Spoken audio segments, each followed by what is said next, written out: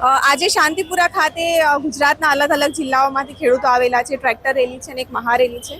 તો ખેડૂતોના જે મુખ્ય મુદ્દાઓ છે, કેમ કે આપણો દેશ એક ખેતી પ્રધાન દેશ છે અને જ્યારે સરકારની જે નીતિઓ છે એ ખેડૂતોને હેરાન કરતી હોય, ખેડૂતોની જ્યારે મુશ્કેલી ના સમજી શકતી હોય ત્યારે આવી રેલી થવી ખૂબ જરૂરી છે.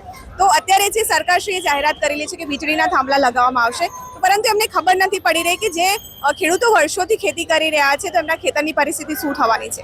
પછી જે જમીનની જે માપણી કરી છે તો એ પણ એક અનિયમિતતાથી કરેલી છે. તો એ માપણીના કારણે પણ ખેડૂતોને વધારે મુશ્કેલી પડી રહી છે. અત્યારે તમે જો જુઓ તો એમએસપીના ભાવ મળતા નથી.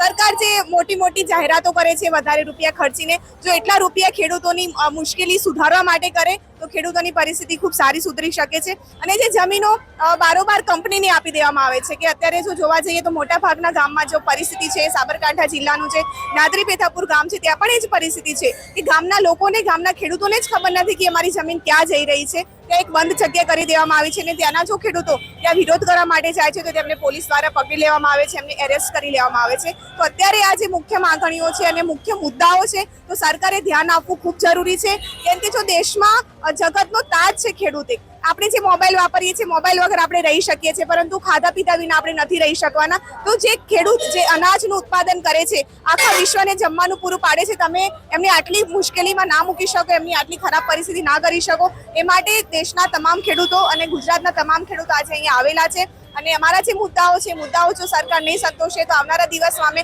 મોટા પાયે બધા ખેડૂતો સાથે મળીને આંદોલન કરીશું.